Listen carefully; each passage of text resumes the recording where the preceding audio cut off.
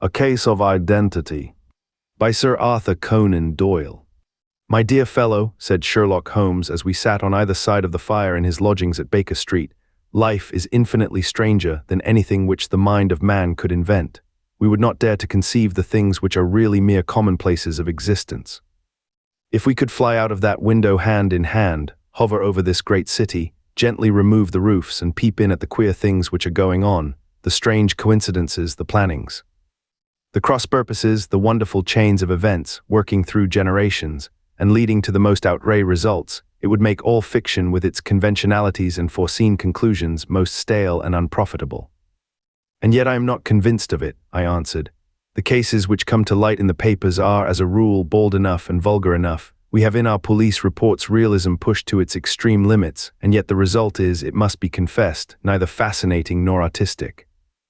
A certain selection and discretion must be used in producing a realistic effect. Remarked Holmes, this is wanting in the police report, where more stress is laid, perhaps, upon the platitudes of the magistrate than upon the details, which to an observer contain the vital essence of the whole matter. Depend upon it, there is nothing so unnatural as the commonplace. I smiled and shook my head. I can quite understand your thinking so, I said. Of course, in your position of unofficial advisor and helper to everybody who is absolutely puzzled throughout 3 continents, you are brought in contact with all that is strange and bizarre. But here, I picked up the morning paper from the ground. Let us put it to a practical test. Here is the first heading upon which I come, a husband's cruelty to his wife. There is half a column of print, but I know without reading it that it is all perfectly familiar to me. There is, of course, the other woman, the drink, the push, the blow, the bruise, the sympathetic sister or landlady. The crudest of writers could invent nothing more crude. Indeed, your example is an unfortunate one for your argument, said Holmes, taking the paper and glancing his eye down it. This is the Dundas separation case, and, as it happens, I was engaged in clearing up some small points in connection with it. The husband was a teetotaler, there was no other woman, and the conduct complained of was that he had drifted into the habit of winding up every meal by taking out his false teeth and hurling them at his wife. Which, you will allow, is not an action likely to occur to the imagination of the average storyteller. Take a pinch of snuff, doctor, and acknowledge that I have scored over you in your example. He held out his snuff-box of old gold, with a great amethyst in the center of the lid. Its splendor was in such contrast to his homely ways and simple life that I could not help commenting upon it.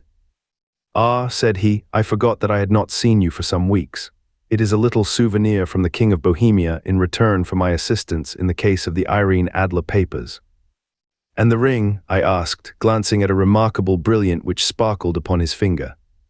It was from the reigning family of Holland, though the matter in which I served them was of such delicacy that I cannot confide it even to you, who have been good enough to chronicle 1 or 2 of my little problems.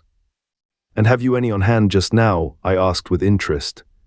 Some 10 or 12, but none which present any feature of interest. They are important, you understand, without being interesting.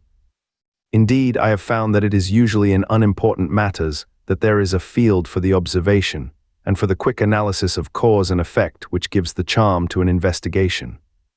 The larger crimes are apt to be the simpler, for the bigger the crime the more obvious, as a rule, is the motive.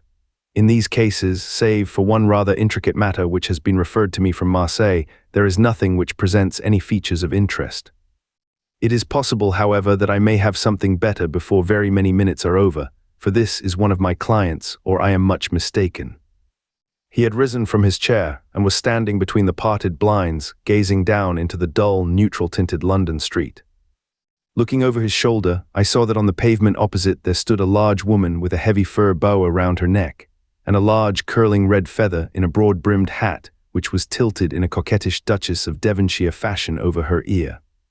From under this great panoply she peeped up in a nervous, hesitating fashion at our windows, while her body oscillated backward and forward, and her fingers fidgeted with her glove buttons. Suddenly, with a plunge, as of the swimmer who leaves the bank, she hurried across the road, and we heard the sharp clang of the bell. I have seen those symptoms before, said Holmes, throwing his cigarette into the fire. Oscillation upon the pavement always means an affaire de cœur. She would like advice, but is not sure that the matter is not too delicate for communication, and yet even here we may discriminate. When a woman has been seriously wronged by a man, she no longer oscillates, and the usual symptom is a broken bell wire. Here we may take it that there is a love matter, but that the maiden is not so much angry as perplexed or grieved, but here she comes in person to resolve our doubts. As he spoke, there was a tap at the door, and the boy in buttons entered to announce Miss Mary Sutherland, while the lady herself loomed behind his small black figure like a full-sailed merchantman behind a tiny pilot boat. Sherlock Holmes welcomed her with the easy courtesy for which he was remarkable, and having closed the door and bowed her into an armchair, he looked her over in the minute and yet abstracted fashion which was peculiar to him. "Do you not find," he said, "that with your short sight it is a little trying to do so much typewriting?" "I did at first," she answered, "but now I know where the letters are without looking." Then suddenly realizing the full purport of his words, she gave a violent start and looked up, with fear and astonishment upon her broad, good-humored face. "You've heard about me, Mr. Holmes," she cried, "else how could you know all that?" "Never mind," said Holmes, laughing. "It is my business to know things. Perhaps I have trained myself to see what others overlook. If not, why should you come to consult me?" "I came to you, sir, because I heard of you from Mrs. Etheredge, whose husband you found so easy when the police and everyone had given him up for dead. Oh, Mr. Holmes, I wish you would do as much for me. I'm not rich, but still I have 100 a year in my own right, besides the little that I make by the machine, and I would give it all to know what has become of Mr. Hosmer Angel." "Why did you come away to consult me in such a hurry?" asked Sherlock Holmes, with his fingertips together and his eyes to the ceiling. Again a startled look came over the somewhat vacuous face of Miss Mary Sutherland. "Yes, I did bang out of the house," she said, "for it made me angry to see the easy way in which Mr. Windibank, that is, my father, took it all. He would not go to the police, and he would not go to you, and so at last, as he would do nothing and kept on saying that there was no harm done, it made me mad, and I just on with my things and came right away to you." "Your father," said Holmes, "your stepfather surely, since the name is different." "Yes, my stepfather. I call him father, though it sounds funny too, for he is only 5 years and 2 months older than myself." "And your mother is alive?" "Oh yes, mother is alive and well. I wasn't best pleased, Mr. Holmes, when she married again so soon after father's death, and a man who was nearly 15 years younger than herself. Father was a plumber in the Tottenham Court Road, and he left a tidy business behind him, which mother carried on with Mr. Hardy, the foreman, but when Mr. Windibank came he made her sell the business, for he was very superior, being a traveller in wines. They got £4,700 for the goodwill and interest, which wasn't near as much as father could have got if he had been alive. I had expected to see Sherlock Holmes impatient under this rambling and inconsequential narrative, but on the contrary, he had listened with the greatest concentration of attention. "Your own little income," he asked, "does it come out of the business?" "Oh no, sir, it is quite separate and was left me by my Uncle Ned in Auckland. It is in New Zealand stock, paying 4.5%. £2,500 was the amount, but I can only touch the interest." "You interest me extremely," said Holmes, "and since you draw so large a sum as 100 a year, with what you earn into the bargain, you no doubt travel a little and indulge yourself in every way. I believe that a single lady can get on very nicely upon an income of about £60. "I could do with much less than that, Mr. Holmes, but you understand that as long as I live at home, I don't wish to be a burden to them, and so they have the use of the money just while I am staying with them. Of course, that is only just for the time. Mr. Windibank draws my interest every quarter and pays it over to mother, and I find that I can do pretty well with what I earn at typewriting. It brings me 2d. a sheet, and I can often do from 15 to 20 sheets in a day." "You have made your position very clear to me," said Holmes. "This is my friend, Dr. Watson, before whom you can speak as freely as before myself. Kindly tell us now all about your connection with Mr. Hosmer Angel." A flush stole over Miss Sutherland's face, and she picked nervously at the fringe of her jacket. "I met him first at the gasfitters' ball," she said. "They used to send father tickets when he was alive, and then afterwards they remembered us and sent them to mother. Mr. Windibank did not wish us to go. He never did wish us to go anywhere. He would get quite mad if I wanted so much as to join a Sunday school treat. But this time I was set on going, and I would go, for what right had he to prevent? He said the folk were not fit for us to know, when all father's friends were to be there. And he said that I had nothing fit to wear, when I had my purple plush that I had never so much as taken out of the drawer. At last, when nothing else would do, he went off to France upon the business of the firm, but we went, mother and I, with Mr. Hardy, who used to be our foreman, and it was there I met Mr. Hosmer Angel. I suppose, said Holmes, that when Mr. Windibank came back from France, he was very annoyed at your having gone to the ball. Oh well, he was very good about it. He laughed, I remember, and shrugged his shoulders, and said there was no use denying anything to a woman, for she would have her way. I see, then at the Gasfitters' ball you met, as I understand, a gentleman called Mr. Hosmer Angel. Yes, sir, I met him that night, and he called next day to ask if we had got home all safe, and after that we met him. That is to say, Mr. Holmes, I met him twice for walks, but after that father came back again, and Mr. Hosmer Angel could not come to the house any more. No. Well, you know father didn't like anything of the sort. He wouldn't have any visitors if he could help it, and he used to say that a woman should be happy in her own family circle. But then, as I used to say to mother, a woman wants her own circle to begin with, and I had not got mine yet. But how about Mr. Hosmer Angel? Did he make no attempt to see you? Well, father was going off to France again in a week, and Hosmer wrote and said that it would be safer and better not to see each other until he had gone. We could write in the meantime, and he used to write every day. I took the letters in the morning, so there was no need for father to know.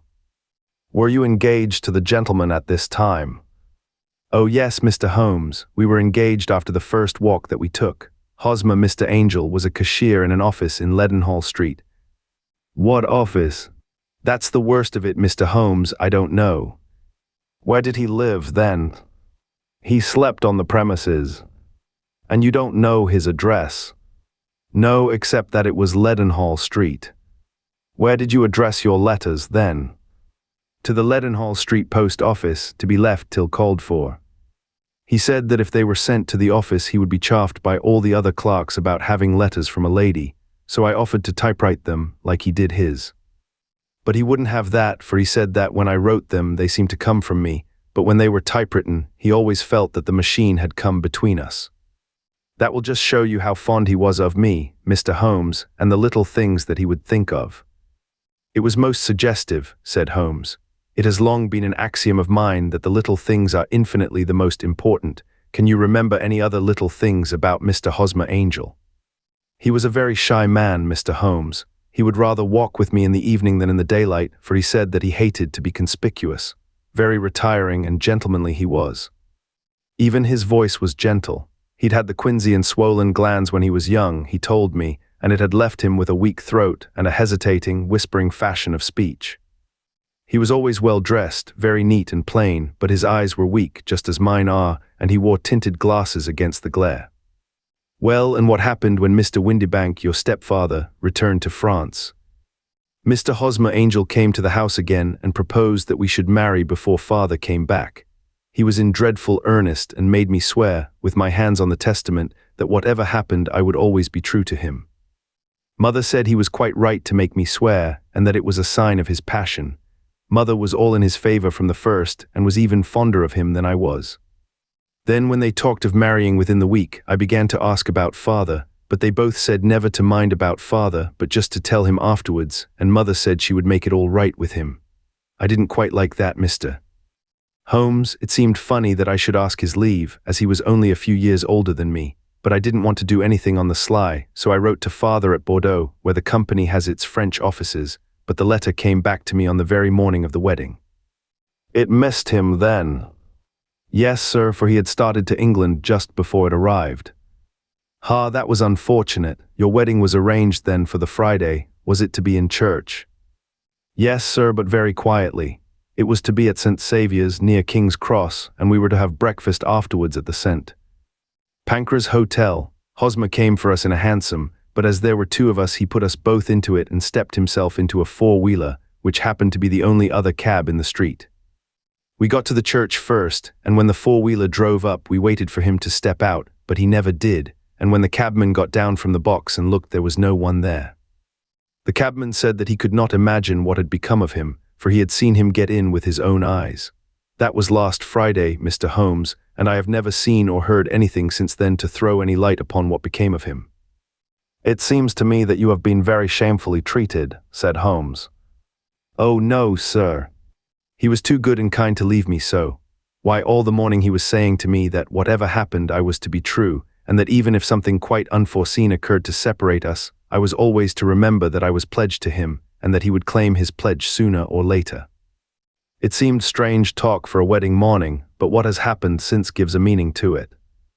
Most certainly it does. Your own opinion is, then, that some unforeseen catastrophe has occurred to him. Yes, sir, I believe that he foresaw some danger, or else he would not have talked so, and then I think that what he foresaw happened. But you have no notion as to what it could have been. None. One more question, how did your mother take the matter? She was angry and said that I was never to speak of the matter again. And your father, did you tell him? Yes, and he seemed to think with me that something had happened and that I should hear of Hosmer again. As he said, what interest could anyone have in bringing me to the doors of the church and then leaving me? Now, if he had borrowed my money, or if he had married me and got my money settled on him, there might be some reason, but Hosmer was very independent about money and never would look at a shilling of mine. And yet, what could have happened? And why could he not write? Oh, it drives me half mad to think of it, and I can't sleep a wink at night. She pulled a little handkerchief out of her muff and began to sob heavily into it. I shall glance into the case for you, said Holmes, rising, and I have no doubt that we shall reach some definite result. Let the weight of the matter rest upon me now, and do not let your mind dwell upon it further. Above all, try to let Mr. Hosmer Angel vanish from your memory, as he has done from your life. Then you don't think I'll see him again? I fear not. Then what has happened to him? You will leave that question in my hands. I should like an accurate description of him and any letters of his which you can spare. I advertised for him in last Saturday's Chronicle, said she. Here is the slip and here are 4 letters from him. Thank you, and your address. Number 31 Lion Place, Camberwell. Mr. Angel's address you never had, I understand. Where is your father's place of business? He travels for Westhouse and Marbank, the great claret importers of Fenchurch Street. Thank you, you have made your statement very clearly. You will leave the papers here and remember the advice which I have given you.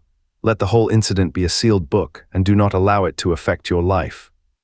You are very kind, Mr. Holmes, but I cannot do that. I shall be true to Hosmer. He shall find me ready when he comes back. For all the preposterous hat and the vacuous face, there was something noble in the simple faith of our visitor which compelled our respect. She laid her little bundle of papers upon the table and went her way, with a promise to come again whenever she might be summoned. Sherlock Holmes sat silent for a few minutes with his fingertips still pressed together, his legs stretched out in front of him, and his gaze directed upward to the ceiling. Then he took down from the rack the old and oily clay pipe which was to him as a counsellor, and having lit it, he leaned back in his chair, with the thick blue cloud wreath spinning up from him, and a look of infinite languor in his face. Quite an interesting study, that maiden, he observed. I found her more interesting than her little problem, which, by the way, is rather a trite one. You will find parallel cases if you consult my index in Andover in '77, and there was something of the sort at The Hague last year. Old as is the idea, however, there were 1 or 2 details which were new to me, but the maiden herself was most instructive. You appeared to read a good deal upon her which was quite invisible to me, I remarked. Not invisible but unnoticed, Watson. You did not know where to look, and so you missed all that was important. I can never bring you to realize the importance of sleeves, the suggestiveness of thumbnails, or the great issues that may hang from a bootlace. Now, what did you gather from that woman's appearance? Describe it. Well, she had a slate-colored, broad-brimmed straw hat with a feather of a brickish red. Her jacket was black, with black beads sewn upon it, and a fringe of little black jet ornaments. Her dress was brown, rather darker than coffee color, with a little purple plush at the neck and sleeves. Her gloves were grayish and were worn through at the right forefinger. Her boots I didn't observe. She had small, round, hanging gold earrings, and a general air of being fairly well-to-do in a vulgar, comfortable, easygoing way. Sherlock Holmes clapped his hands softly together and chuckled. "'Pon my word, Watson, you are coming along wonderfully. You have really done very well indeed. It is true that you have missed everything of importance, but you have hit upon the method, and you have a quick eye for color. Never trust to general impressions, my boy, but concentrate yourself upon details. My first glance is always at a woman's sleeve. In a man it is perhaps better first to take the knee of the trouser. As you observe, this woman had plush upon her sleeves, which is a most useful material for showing traces. The double line a little above the wrist, where the typewriter presses against the table, was beautifully defined. The sewing machine of the hand type leaves a similar mark, but only on the left arm, and on the side of it farthest from the thumb. instead of being right across the broadest part as this was. I then glanced at her face, and observing the dint of a pince-nez at either side of her nose, I ventured a remark upon short sight and typewriting, which seemed to surprise her. It surprised me. But surely it was obvious. I was then much surprised and interested on glancing down to observe that, though the boots which she was wearing were not unlike each other, they were really odd ones, the one having a slightly decorated toe cap and the other a plain one. One was buttoned only in the 2 lower buttons out of 5, and the other at the 1st, 3rd, and 5th. Now, when you see that a young lady, otherwise neatly dressed, has come away from home with odd boots, half-buttoned, it is no great deduction to say that she came away in a hurry. And what else? I asked, keenly interested, as I always was, by my friend's incisive reasoning. I noted in passing that she had written a note before leaving home, but after being fully dressed. You observed that her right glove was torn at the forefinger, but you did not apparently see that both glove and finger were stained with violet ink. She had written in a hurry and dipped her pen too deep. It must have been this morning, or the mark would not remain clear upon the finger. All this is amusing, though rather elementary, but I must go back to business, Watson. Would you mind reading me the advertised description of Mr. Hosmer Angel? I held the little printed slip to the light. Missing, it said, on the morning of the 14th, a gentleman named Hosmer Angel, about 5 ft. 7 in height, strongly built, sallow complexion, black hair, a little bald in the center, bushy black side whiskers and moustache, tinted glasses, slight infirmity of speech.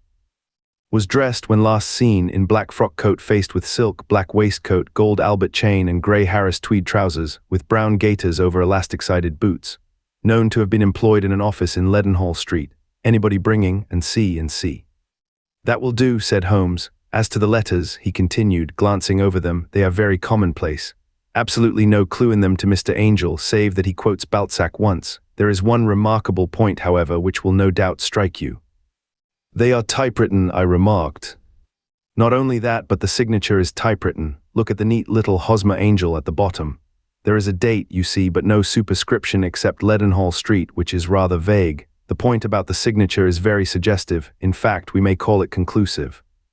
Of what? My dear fellow, is it possible you do not see how strongly it bears upon the case? I cannot say that I do unless it were that he wished to be able to deny his signature if an action for breach of promise were instituted. No, that was not the point. However, I shall write 2 letters which should settle the matter.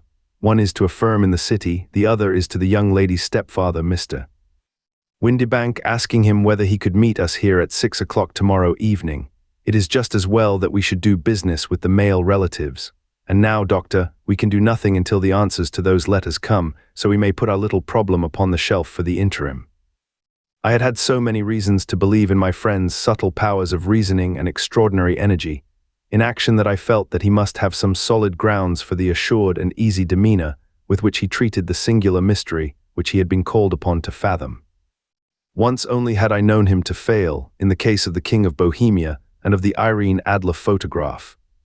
But when I looked back to the weird business of the sign of 4 and the extraordinary circumstances connected with the study in scarlet, I felt that it would be a strange tangle indeed which he could not unravel. I left him then, still puffing at his black clay pipe, with the conviction that when I came again on the next evening, I would find that he held in his hands all the clues which would lead up to the identity of the disappearing bridegroom of Miss Mary Sutherland. A professional case of great gravity was engaging my own attention at the time, and the whole of next day I was busy at the bedside of the sufferer. It was not until close upon 6 o'clock that I found myself free and was able to spring into a hansom and drive to Baker Street, half afraid that I might be too late to assist at the denouement of the little mystery.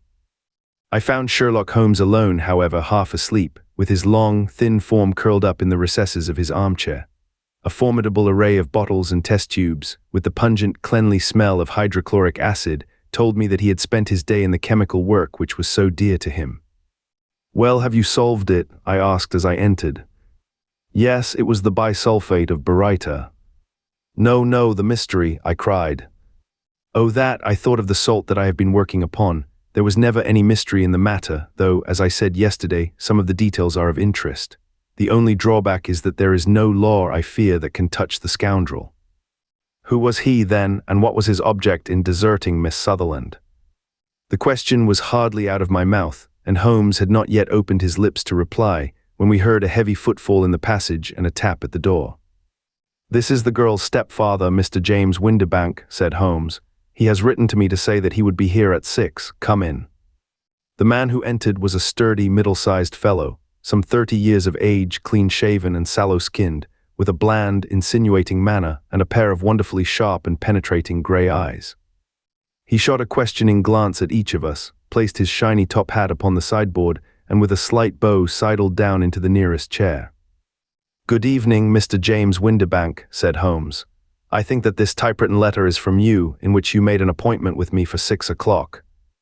"Yes, sir, I am afraid that I am a little late, but I am not quite my own master, you know.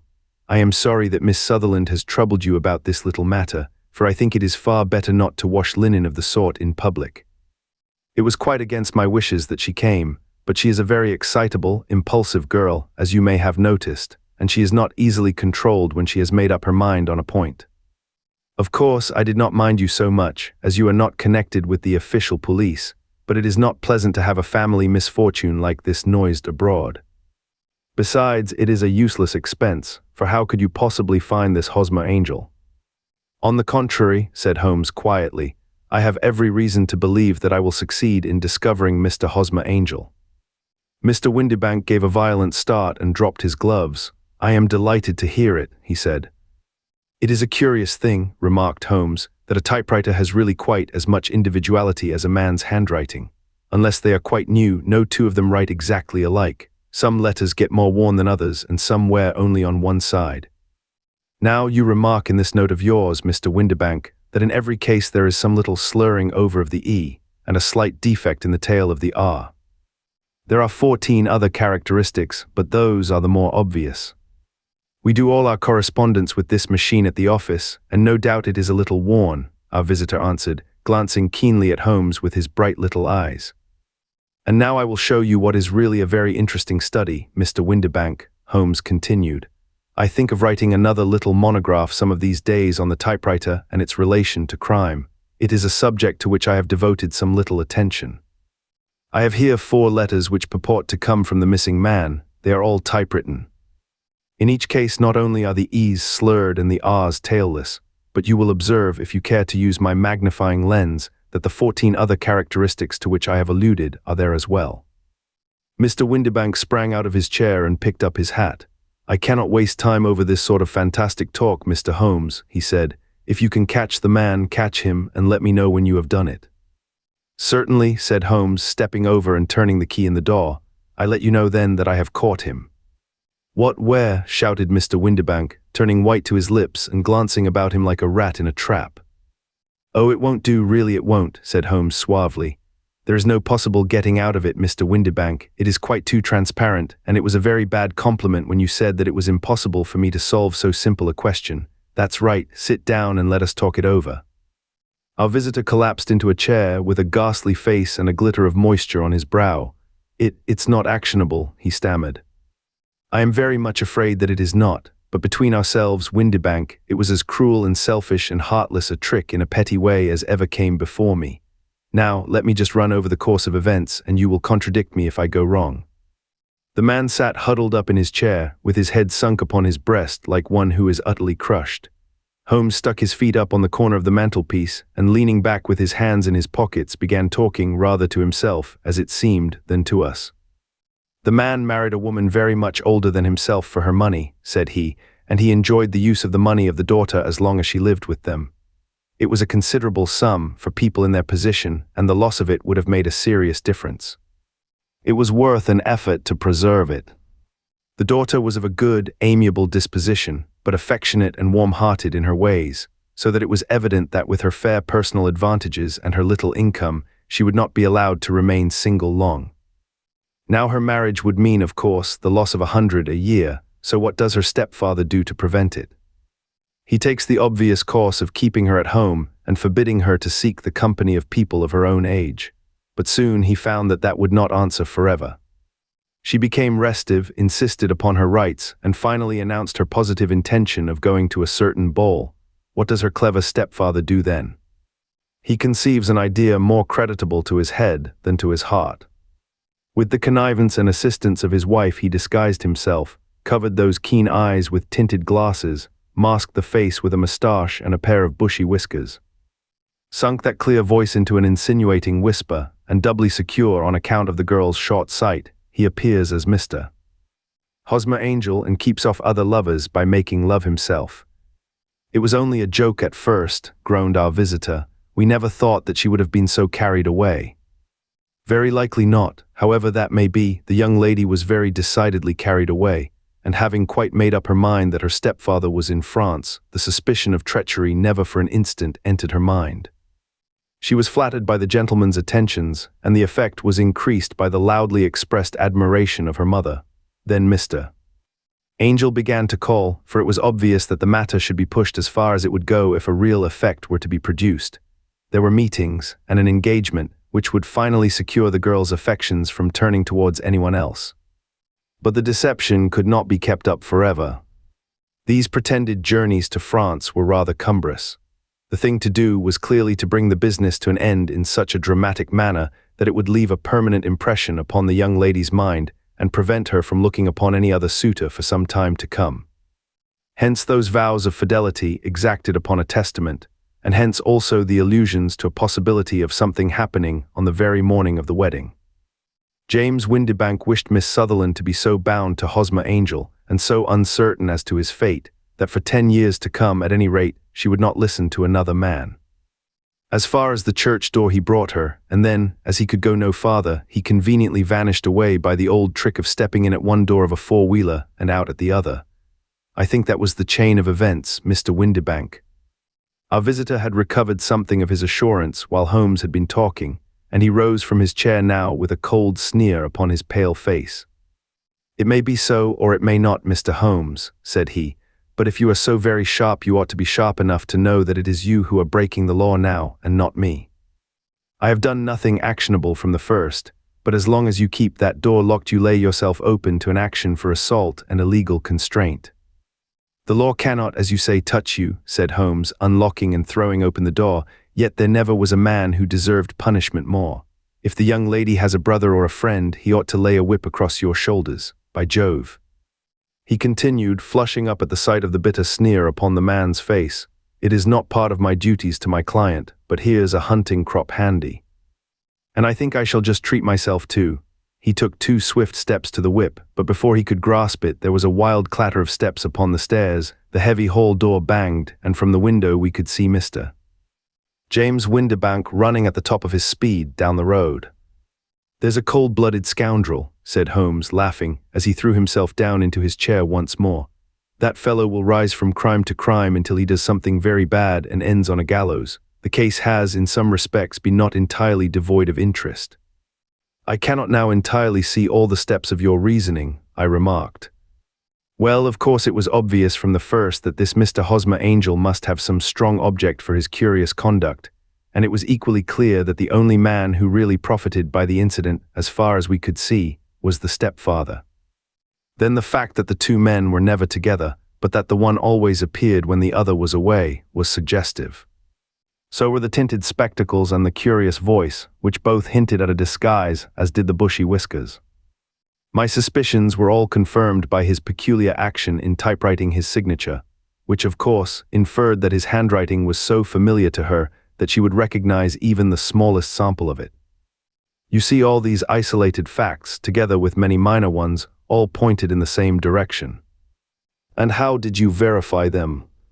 "Having once spotted my man, it was easy to get corroboration. I knew the firm for which this man worked. Having taken the printed description, I eliminated everything from it which could be the result of a disguise, the whiskers, the glasses, the voice, and I sent it to the firm, with a request that they would inform me whether it answered to the description of any of their travelers. I had already noticed the peculiarities of the typewriter, and I wrote to the man himself at his business address asking him if he would come here. As I expected, his reply was typewritten and revealed the same trivial but characteristic defects. The same post brought me a letter from Westhouse and Marbank of Fenchurch Street to say that the description tallied in every respect with that of their employé, James Windibank. Voilà tout. And Miss Sutherland. If I tell her, she will not believe me. You may remember the old Persian saying There is danger for him who taketh the tiger cub, and danger also for whoso snatches a delusion from a woman. There is as much sense in Hafiz as in Horace, and as much knowledge of the world.